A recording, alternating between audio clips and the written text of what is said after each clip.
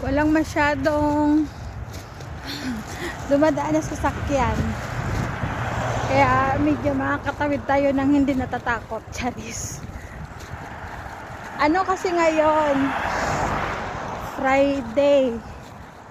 Tapos, walang pasok. Diba? Tapos, mga tulog pa yung mga koiting. Tulog pa sila kasi nga late na sila nagigising. Tapos bukas ata mag-umpisa na ata Ramadan bukas or sa linggo. Bukas ba or linggo? Pagdating ko ng bahay magkakape ako, gutom na ako.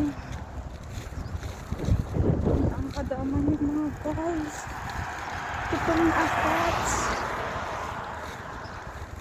Ang mahal ng ano.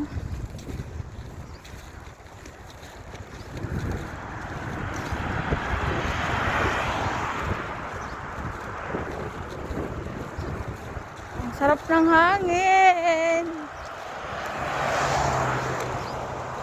Ang sarap ng hangin.